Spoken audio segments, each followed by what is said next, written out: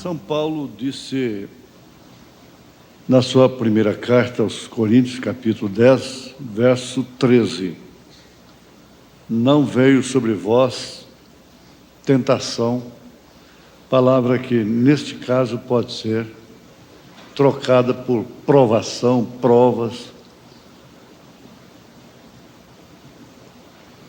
senão humana, mas fiel é Deus, que vos não deixará tentar acima do que podeis. Antes, com a tentação, dará também o escape para que a possais suportar. Isso aqui, na verdade, encampa todos os fatores da vida: provação, tentação, em todos os sentidos.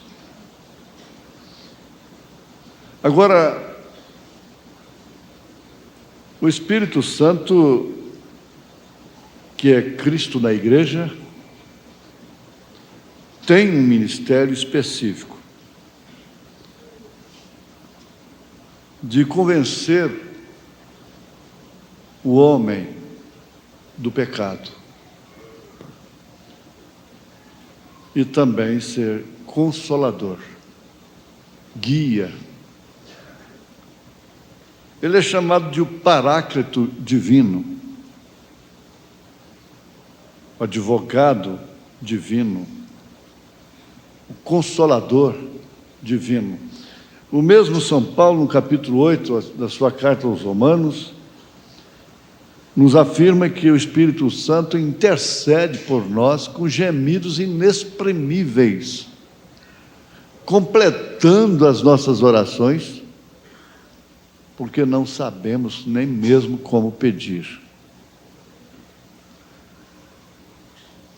Nós queremos fixar de início uma coisa muito importante em relação aos propósitos de Deus, ao criar os animais, as aves e, por fim, o homem, toda a criação, todo o reino animal, vegetal, mineral. E ele deixou uma mensagem, uma característica em cada uma de suas criaturas, dessa criação, que realmente vem deixar o homem, todo o homem inexcusável, ou todos os homens inexcusáveis diante de Deus. Assim afirma o apóstolo São Paulo. E a natureza deixa todos os homens inexcusáveis. 4 animais são especiais na revelação dos selos do Apocalipse, que é o leão, o boi, o homem e a águia. Deus colocou estrutura em cada um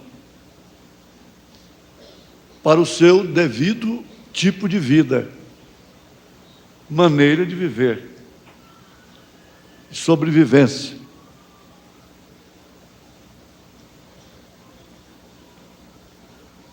Isto quer dizer, Deus prometeu para si mesmo: eu vou fazer a águia desta forma, com essa estrutura. Vou construir o homem desta forma, com tal e tal estrutura. O boi, com tais e tais características. O leão, da mesma forma.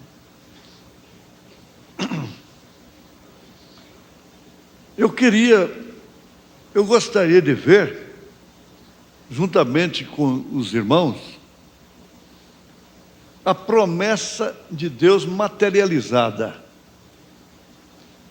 Ora, quantas promessas que Deus fez que estavam completamente fora da estrutura, da possibilidade do homem, e foram cumpridas. cumpridas exatamente como elas foram ditas. E Paulo, se referindo a Abraão, diz que ele estava certíssimo de que aquilo que Deus prometeu era capaz também de cumprir. Certíssimo. Isso é no superlativo. É tudo que você possa ter de extremo, de absoluto. Está certíssimo de que Deus era capaz. Então, a promessa não se materializou em Abraão quando ele foi transformado e quando recebeu o filho através de sua esposa Sara, porque já eram velhos quando receberam a promessa. A promessa foi materializada na hora que eles a ouviram. Porque aquilo era assim, diz o Senhor. Não importava mais o tempo. Para Abraão não importava o tempo. Quantos anos levassem para se cumprir aquilo que ouviu de Elohim, do Senhor. Estava cada vez mais velho, fugindo totalmente de sua estrutura, de suas possibilidades, cada vez mais. Quando ele recebeu a promessa, nem ele nem Sara não tinha mais possibilidade humana. E passaram 25 anos ainda para aquilo se cumprir.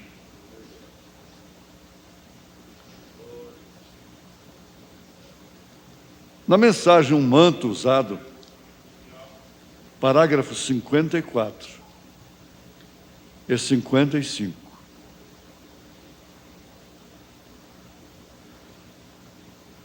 Se referindo também a Elias e Eliseu, o irmão Brana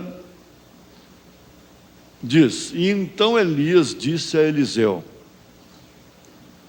é melhor você voltar, porque o caminho pode ser um pouquinho difícil. Você vê que sempre Elias estava dizendo: fique aqui que eu vou ali. Não, não te deixarei. Sempre se lembra da Ruth com a Noemi. O profeta continua dizendo: mas um homem de Deus que uma vez encarou isto, o que já lhe foi lançado em seu ombro o manto da justiça e do poder de Deus, não volta facilmente. Me deixe, vá. Não, não te deixarei. Vocês também não querem ir? Para quem iremos nós? Em outras palavras, não te deixaremos. São João capítulo 6.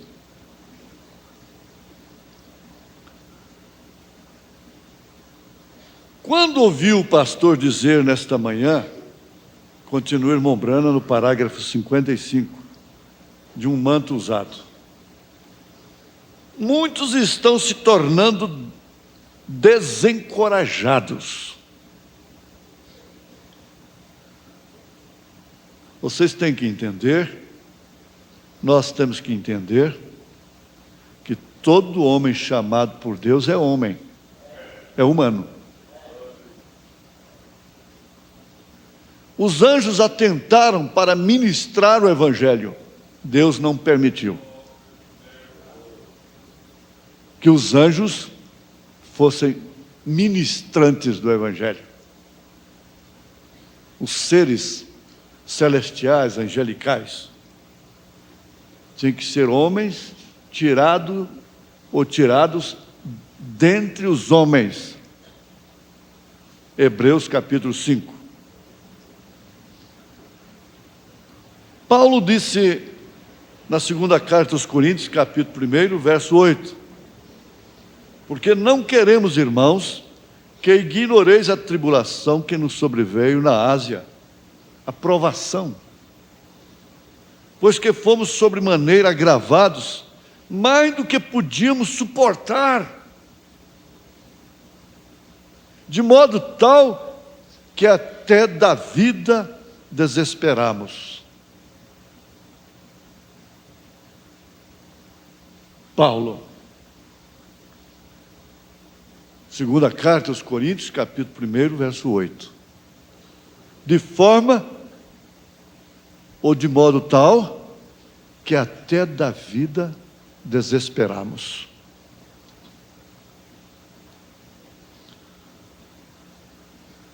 Então, continuemos com o profeta irmão Brana. Muitos estão se tornando desencorajados. Ele ouviu o pastor pregando de manhã. Mas aí ele diz: o que precisamos, irmão, é de ter coragem.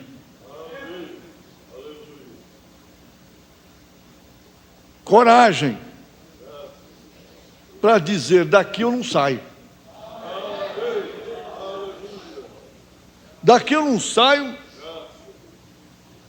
na condição que eu estou. O que necessitamos é de coragem. Correto. As provas podem vir. Nunca nos foi prometido ficar imunes a elas ou delas. Mas Ele dará graça para passarmos por elas.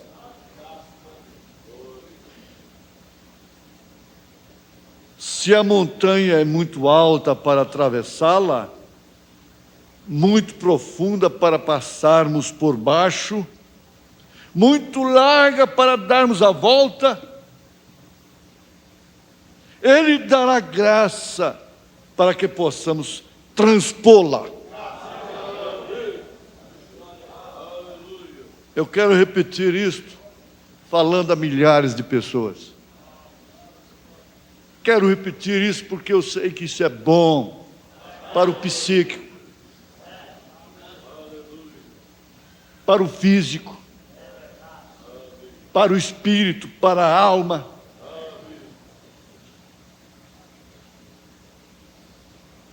Veja, se a montanha é muito alta para atravessá-la, subir, galgá-la, muito profunda para passarmos por baixo, muito larga para darmos a volta, Ele, o Senhor Jesus, o Espírito Santo, falamos este nome sobre o sangue de Jesus Cristo, dará graça para que possamos transpô-la. Está realmente diante de nós, como estava diante de Paulo, como estava diante do irmão Brana, como estava diante de Jó e de todos os cristãos. Montanha que não pode ser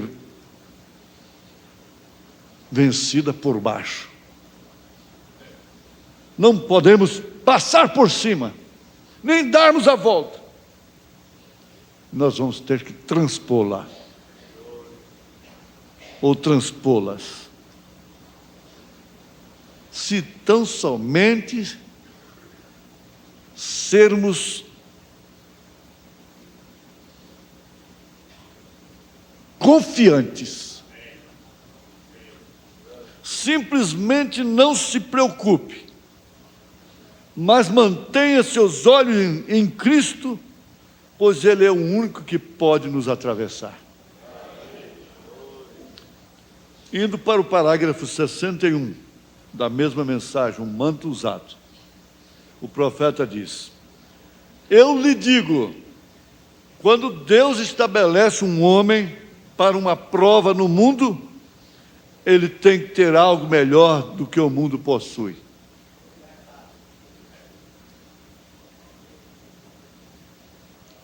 Quando Satanás ofereceu todo o reino deste mundo para Jesus, Jesus sendo totalmente homem, muito embora totalmente Deus,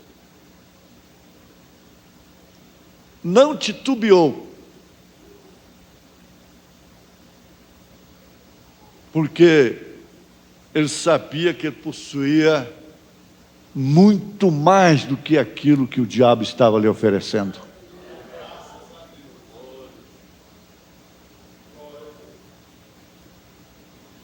Preste bem atenção, porque nós dependemos disso. Sua neném depende disso. Nós dependemos disso. Vejamos. E eu quero generalizar isto aqui. Eu lhe digo, quando Deus estabelece um homem, uma mulher, uma moça, uma criança já consciente para uma prova no mundo, essa pessoa tem que ter algo melhor do que o mundo possui. Aí vem a sua autoestima. Aí vem o grande segredo de possuir aquilo que Deus nos deu, de dar valor naquilo que Deus nos deu. Quando Jesus desafiou o mundo, desafiou os milionários, os mais ricos do mundo, famosos,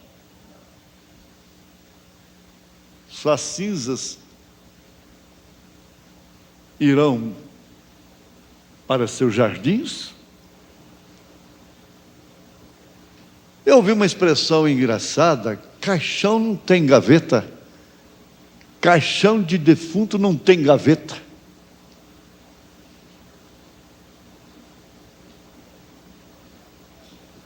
E Jesus disse: o que aproveita o homem ganhar o mundo inteiro se perder a sua alma? Sua alma custa muito mais do que o mundo. Você possui muito mais do que o mundo todo.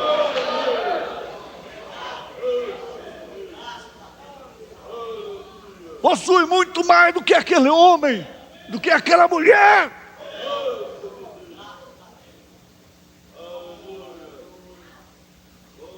Sua alma possui muito mais do que fazenda, do que carro, do que ouro, do que prata.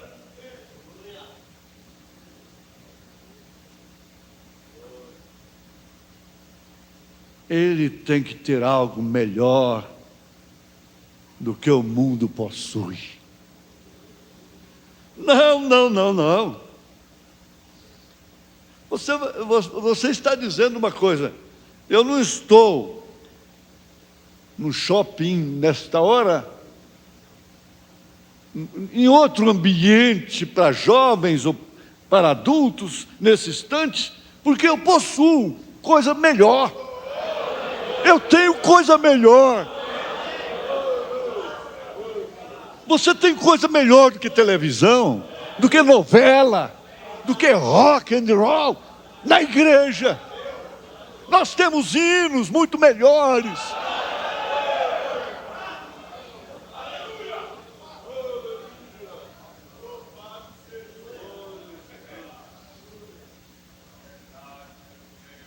Temos coisa muito melhor.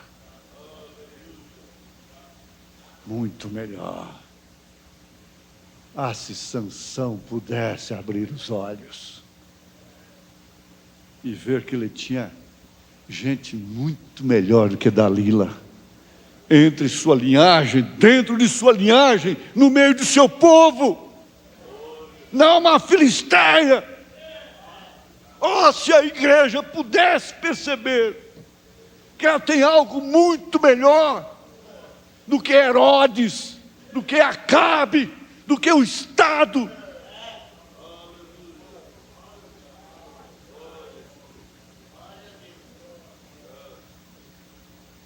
Você tem muito mais do que todos os prêmios acumulados de loteria no mundo.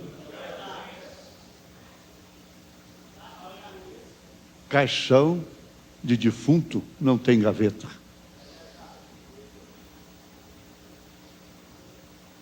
Olha só, ele tem que ter algo melhor do que a igreja possui. Esse homem, essa mulher, tem que ter algo melhor do que o que a igreja possui. Ela está dizendo: sou rica, sou abastada, tenho catedrais, sou latifundiária.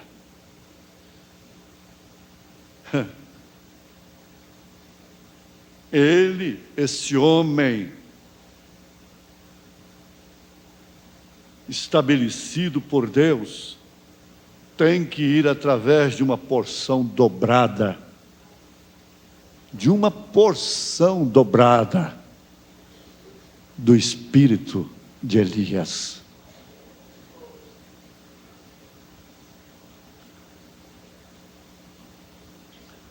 Eu acho tão importante para mim, o quanto é importante para estes milhares que nos ouvem nesse instante. No parágrafo 67, o profeta diz: mas às vezes olho para mim mesmo e penso, tenho sido tão molenga na minha vida. Molenga? Molenga? Alguém um dia disse para mim que eu preguei mais de 1000 mensagens em um ano.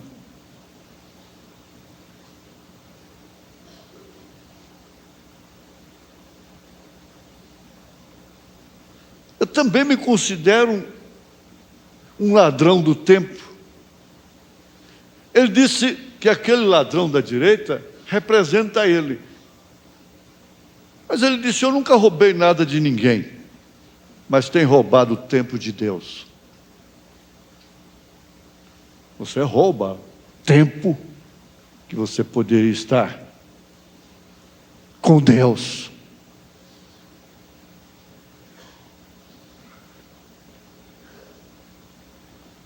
Mas eu tenho sido tão molenga na minha vida, tenho esperado e perdido muitos milhares de almas para o reino, porque tenho esperado e digo: Deus, dependo muito do dom espiritual,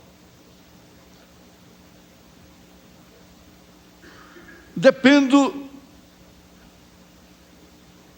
do assim diz o Senhor, vamos dizer, e digo: Senhor, se Tu apenas me mostrares, se Tu me deres uma visão do que fazer.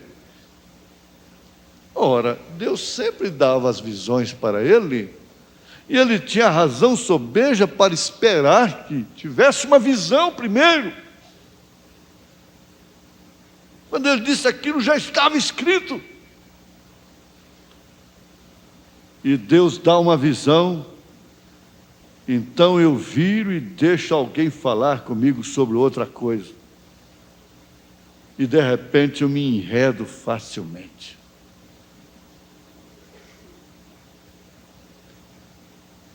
Pagou caro.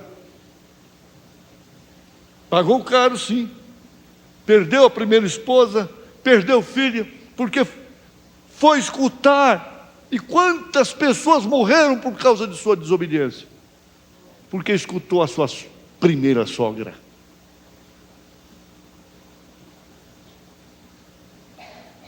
Eu nunca cheguei no ponto ainda, até como tenho desta vez, pois sinto que é uma fé para que possamos sair ali fora, porque é uma promessa.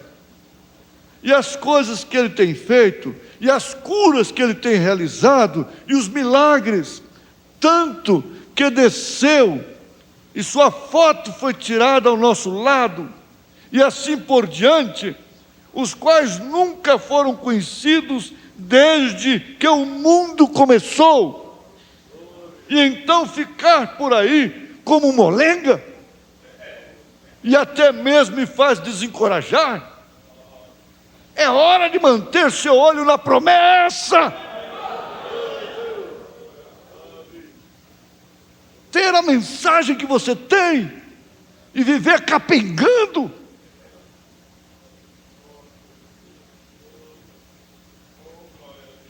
Isto é o que pela graça de Deus almejo fazer. E sei que cada diabo do inferno correrá disto. Mas pela graça de Deus, eu almejo manter meus olhos na promessa. Vamos todos juntos. Eu quero manter meus olhos na promessa de Deus.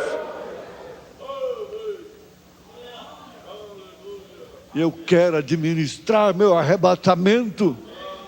Você pode dizer isso? Eu quero administrar meu arrebatamento.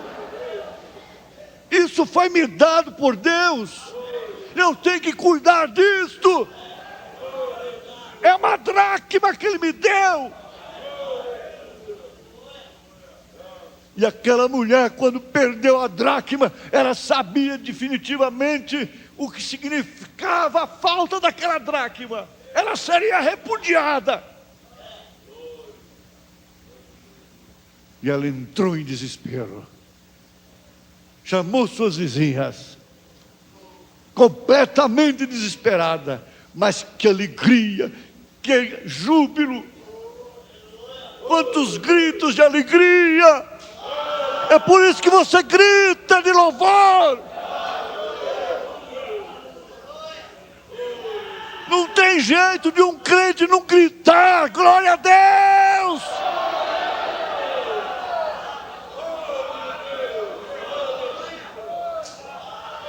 Não tem jeito de um crente ser um molenga que não possa dar um glória a Deus. Uma molenga que não pode abrir sua boca e gritar glória a Deus. Achei a dracma. Achei a dracma.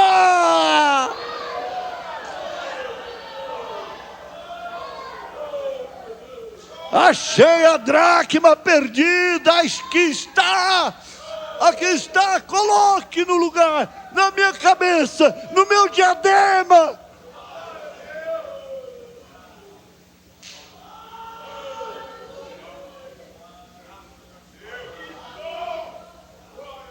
Como que ela poderia ficar intacta?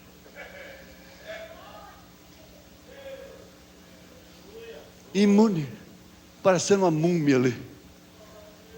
Não. Se você achar a dracma, você vai explodir de alegria. Você vai explodir de alegria. Porque isso significa toda a promessa que Deus te deu para te sustentar como esposa do Rei, esposa de Jesus Cristo.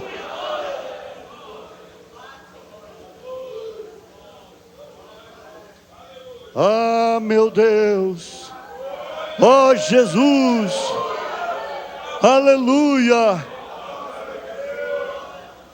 aleluia. Nesta hora nós não somos algo que nós pensamos ser. Fracos, vencidos, molengas, preguiçosos, cansados, frouxos,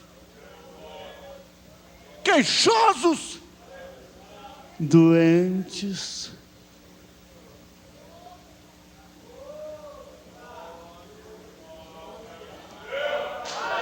Aleluia!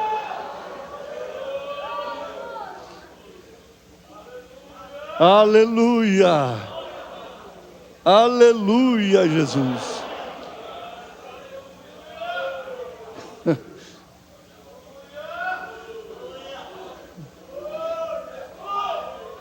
Deixa-me ver aqui.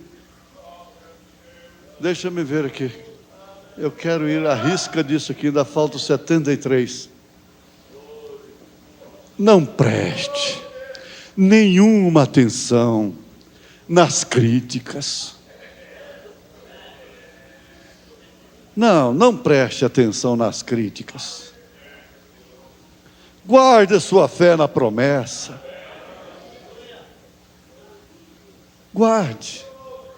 Essa promessa está materializada desde que você a recebeu.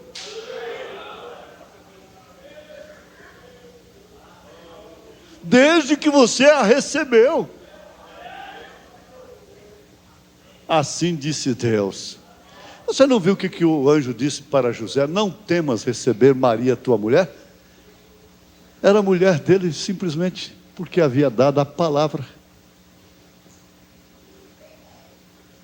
Era potencialmente sua esposa, pela palavra. É isso que a igreja é, do Senhor Jesus Cristo. Pela palavra, ela é esposa. O profeta disse assim: deixa o diabo tentar pegar um filho de Deus, um crente desse, ele vai ter com Deus. Ele vai ter com Jesus. Ele vai ter com o esposo. Deixa o diabo botar essa mão suja na esposa de Cristo, e ele levará um choque de 10.000 volts.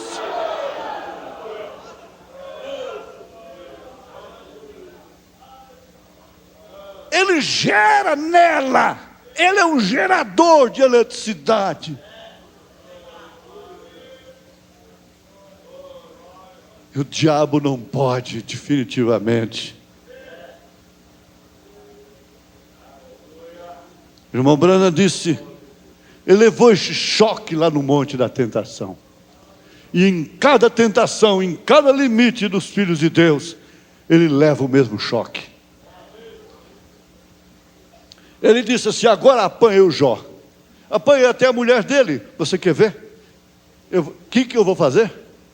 Vai lá e diga para ele amaldiçoar o Deus dele e morrer. E ela obedeceu na íntegra. Ela foi lá e disse: por que você não amaldiçoa esse Deus seu e morre? Pelo menos para mim ficar viúva, com o nariz tampado, por causa do mau cheiro. Mas ele levou um choque de 10.000 volts. Saiu faísca para todo lado. Mulher, teu lugar é entre as loucas.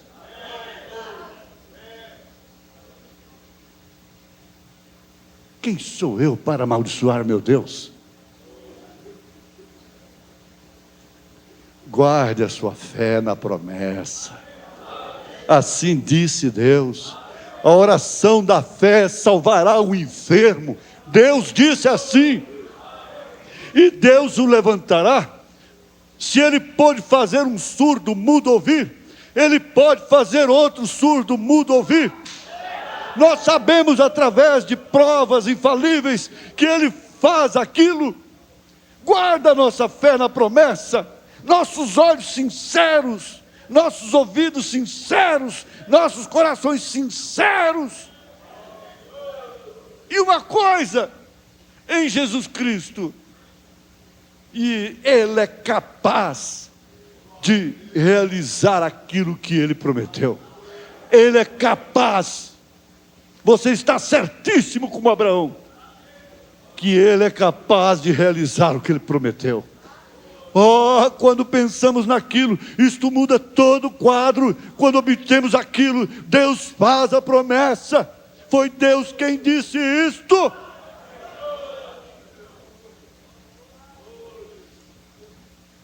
essa estrutura é caracterizada por uma promessa materializada. Nesse livro, A Águia e a Galinha,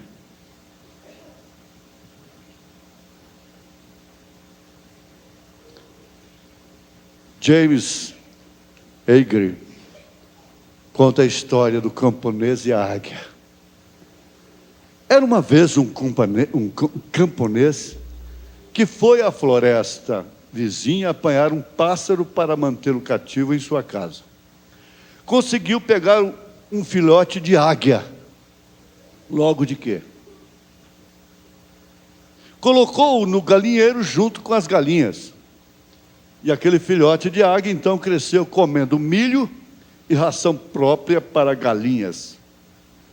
Embora a águia fosse o rei, rainha de todos os pássaros, estava comendo com galinha como galinha, com galinha e como galinha. Depois de 5 anos, este homem recebeu em sua casa a visita de um naturalista. Enquanto passeavam pelo jardim, disse o naturalista: esse pássaro não é galinha. Aquele ali, espera aí, não é galinha, é sim. Não é galinha.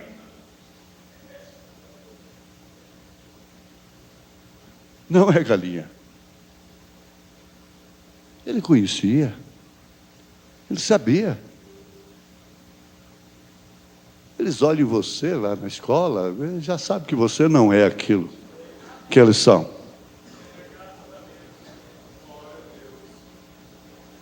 O naturalista diz: aquilo é uma águia. Identificou a ave. Aí não tinha mais jeito. Aí o camponês teve que concordar: de fato, é águia. Mas eu a criei como galinha. Ela tem sido criada como galinha. Ela está comendo com as galinhas e como galinha. Ela não é mais uma águia. Como não é mais uma águia? Pode estar bebendo, fumando, prostituindo por lá, mas se é águia, não tem jeito de mudar. Não tem como mudar. Não tem jeito. Comendo como galinha, vivendo como galinha, posando no puleiro, comendo novelas.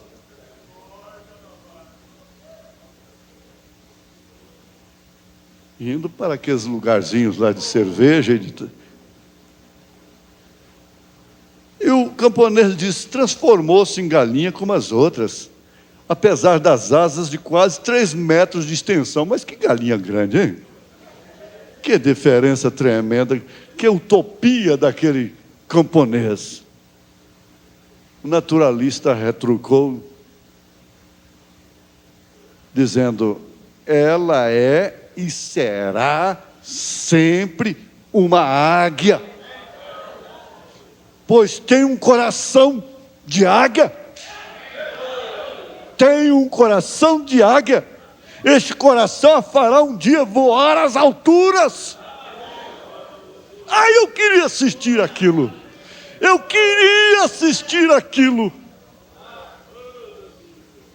Se o irmão Brana assistisse uma coisa daquela. Não, insistiu o camponês. Ela virou galinha e jamais voará como águia. Veja só como estavam enganados a seu respeito. Então decidiram fazer uma prova. É a prova. Tem que ser provado. A sua natureza tem que ser provada. Você está sendo provada. Eu nasci sob provas e vou viver toda a minha vida sob provas. O naturalista tomou a águia, ergueu-a bem alto e, desafiando-a, disse: já que você de fato é uma águia, já que você pertence ao céu e não à terra, então abra suas asas e voe. A águia pousou sobre o braço estendido do naturalista. Olhava distraidamente ao redor, não estava entendendo a mensagem. Estava um tanto desagunçada, como a pessoa que ouve a mensagem pela primeira vez. Olhando assim para o lado, olhando as galinhas lá embaixo, ciscando grãos. De repente pulou, para a decepção do naturalista e para gozo do camponês. Pulou para junto das galinhas. Foi beber sua cervejinha, foi para o cinema, foi para o motel, botou uns óculos insuspeitos na cara, fez aquela coisa toda, umas roupinhas suspeitas, e voltou a agir como galinha.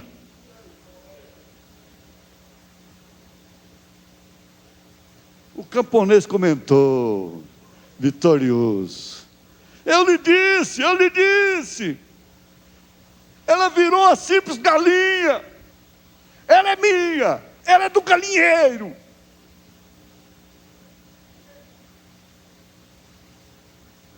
Escuta aqui, me dê licença. Você viu alguma vez o galo cruzar com essa galinha? Não. Então ela não é galinha.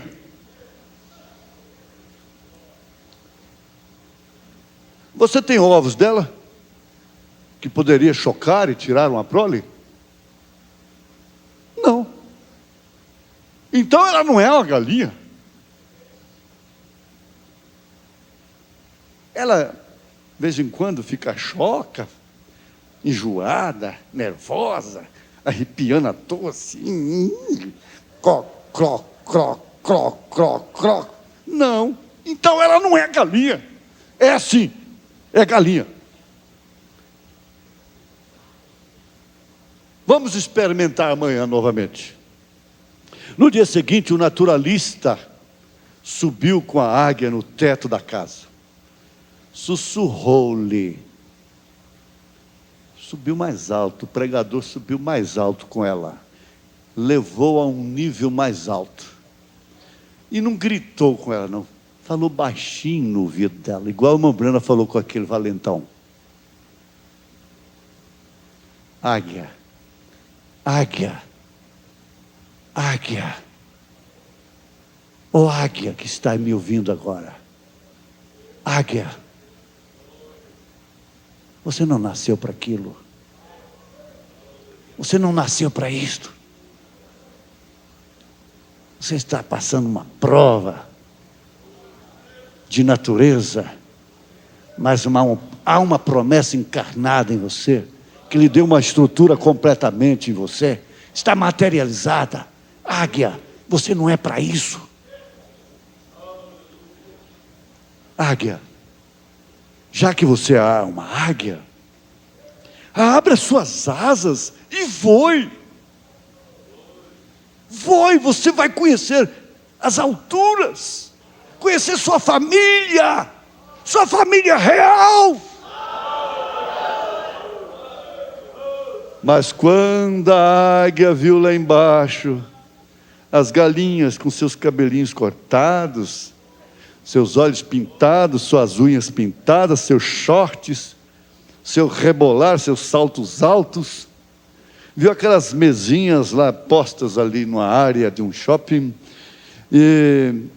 oi, vem cá, me dá isso aí. Pulou e foi para junto delas. Não suportou. Mas ela continuou sendo águia.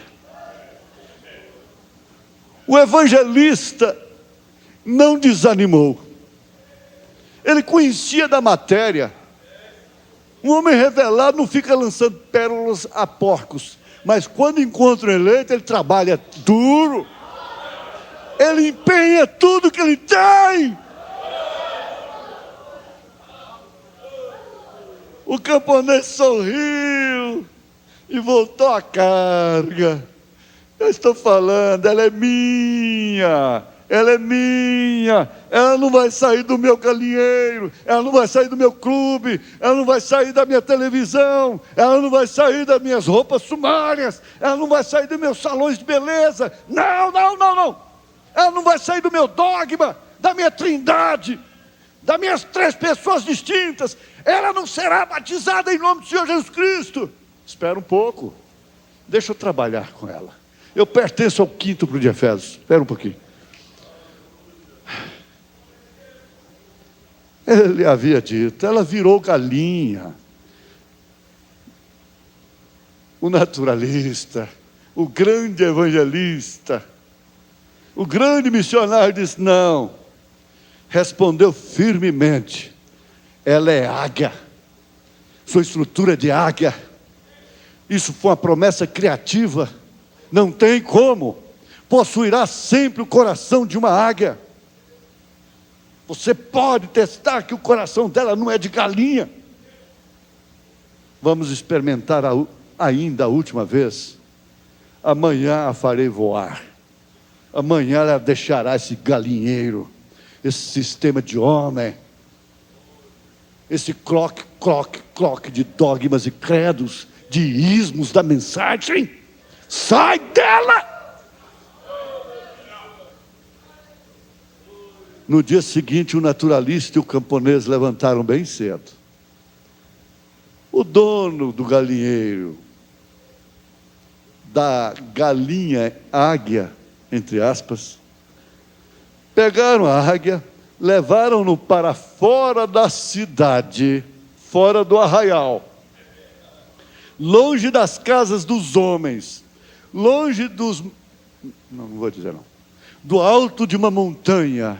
Lá no alto de uma montanha, o sol nascente dourava os picos das montanhas. O naturalista, o evangelista, o missionário, ergueu a águia para o alto e ordenou-lhe, dizendo, águia, já que você é uma águia, tem sido tão provada, já que você pertence ao céu e não à terra, abra suas asas, somente crer, tudo é possível, isso está em você, essa promessa está em você, vamos. A águia olhou ao redor, de uma forma imperiosa até, característica dela. Aí sim começou a se arrepiar. Tremia como se experimentasse uma nova vida. É como você disse, hoje eu serei batizada em nome do Senhor Jesus Cristo. Eu serei batizado em nome do Senhor Jesus Cristo. Deus sabe da dor de parto que nós sofremos. Mas não voou. Então o naturalista, o evangelista, o missionário, segurou-a firmemente, bem na direção do sol, para que seus olhos pudessem encher-se da claridade solar e da vastidão do horizonte. Sol, Jesus Cristo, revelação do 7º anjo de Apocalipse, capítulo 10, versículo 7. Revelação do Apocalipse, revelação dos selos. Nesse momento ela abriu suas potentes asas, grasnou como um típico cau-cau das águias, e ergueu-se soberana sobre si mesma, e começou a voar para o alto, a voar cada vez mais para o alto, voou, foi voando, até confundir com o azul do firmamento. E a águia terminou conclamando: Ele conclamou: irmãos e irmãs, meus compatriotas, nós fomos criados à imagem e semelhança de Deus, mas houve pessoas que nos fizeram pensar como galinhas, e muitos de nós ainda acham que somos efetivamente galinhas, mas nós não somos galinhas. Por isso, companheiros e companheiras, abramos as asas e voemos! Voemos como águias. Jamais nos contentaremos com os grãos que nos jogarem aos pés para ciscar, baixaria, baixarias, baixarias. Prazerinhos de botecos. Você não troca a sua estrutura, a sua constituição pelo mundo todo. Não. A promessa está materializada. Somos gente de prova, somos gente de luta, somos gente de batalha. Aleluia. Fiquemos de pé. Vamos abrir, levantar nossos braços, saudando a Jesus Cristo, saudando, como num voo espiritual, como num voo.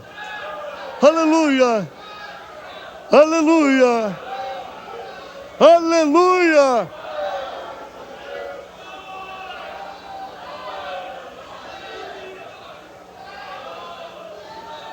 Aleluias, aleluias, glória ao Senhor Jesus Cristo, glória ao Deus vivo, glória ao Deus vivo.